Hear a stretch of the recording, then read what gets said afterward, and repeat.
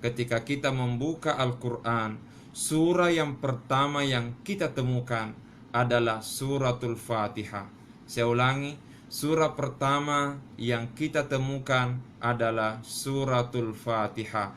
Suratul Fatihah diawali dengan kalimat Bismillahirrahmanirrahim. Alhamdulillahi Rabbil Alamin. Segala puji bagi Allah Tuhan semesta alam. Alhamdulillah. Pertanyaan, apa kira-kira hikmahnya? Mengapa suratul Fatihah diletakkan di awal Al-Quran, sementara dalam sejarah wahyu pertama yang diterima oleh Nabi Muhammad adalah Iqra bismi rabbikal ladzi khalaq.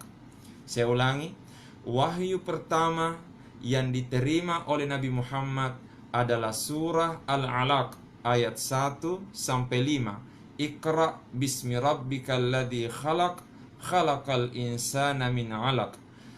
Al-Alaq ayat 1 sampai 5. Itulah wahyu pertama yang diterima oleh Nabi Muhammad. Tetapi ternyata ketika kita membuka Al-Quran, surah pertama yang terdapat di dalam Al-Quran adalah suratul Fatihah.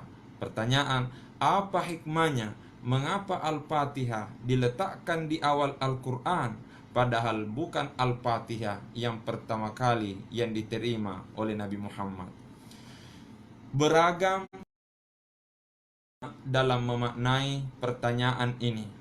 Di antaranya ada yang mengatakan, satu, Allah Subhanahu wa Ta'ala meletakkan Al-Fatihah di awal Al-Quran, sekalipun bukan Al-Fatihah yang pertama kali yang diterima oleh Nabi Muhammad, karena seakan-akan Allah ingin berkata kepada hambanya, wahai sekalian hambaku, pahamilah semua makna dan kandungan Al-Quran. Pahamilah semua makna dan kandungan Al-Quran. Namun apabila engkau belum mampu memahami semua makna dan kandungan Al-Quran, maka paling tidak pahamilah makna suratul Fatihah. Saya ulangi, seakan-akan Allah ingin berkata, wahai sekalian hambaku, sengaja aku letakkan Al-Fatihah di awal Al-Quran, sekalipun bukan Al-Quran yang pertama kali aku turunkan, karena sebagai isyarat, pahamilah semua makna dan kandungan Al-Quran. Tapi apabila engkau belum mampu memahami semua makna dan kandungan Al-Quran, maka paling tidak pahamilah dan maknailah kandungan suratul Fatihah. Itu jugalah sebabnya suratul Fatihah disebut sebagai Ummul Quran, induknya Al-Quran. Apa artinya? Narekoyak katenini indokna macoy toni tuijanna. Kemudian di antara ulama ada juga yang mengatakan, mengapa Al-Fatihah diletakkan di awal Al-Quran, padahal bukan Al-Fatihah yang pertama kali yang diturunkan oleh Allah Subhanahu wa Ta'ala? Sebenarnya itu isyarat dari Allah bahwa upayakan menghafal semua ayat-ayat Al-Quran. Tetapi apabila engkau tidak mampu dan belum mampu untuk menghafal semua ayat-ayat Al-Quran, maka paling tidak perbaikilah bacaan dan hafalan suratul Fatihah. Kenapa demikian? Karena suratul Fatihah menentukan sah dan tidaknya ibadah kita kepada Allah. Apa maksudnya? La salata liman lam yaqra bifatihatil kitabi. Kata Nabi, la salata liman lam yaqra bifatihatil kitabi.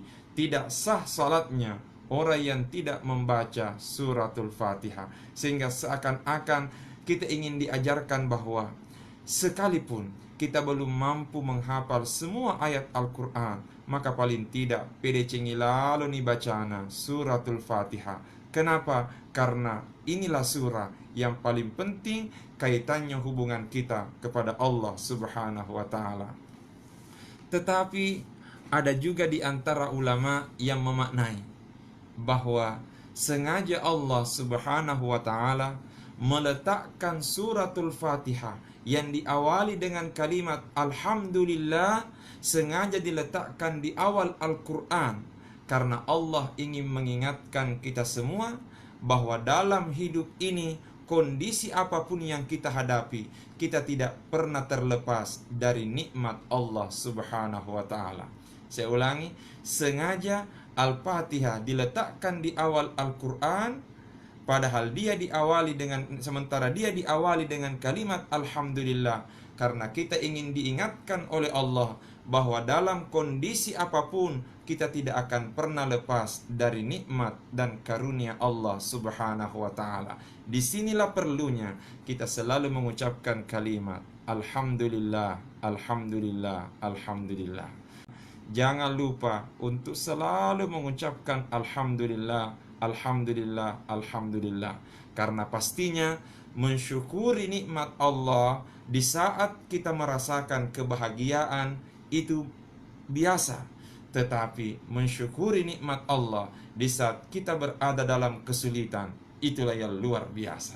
Saya ulangi sekali lagi, mensyukuri nikmat Allah di saat kita berada dalam kebahagiaan itu biasa, tetapi mensyukuri nikmat Allah di saat kita berada dalam kesulitan, itulah yang luar biasa. Karenanya Alhamdulillah ala kulli hal, segala puji bagi Allah atas segala kondisi. Mudah-mudahan Allah senantiasa menjaga dan melindungi kita semua.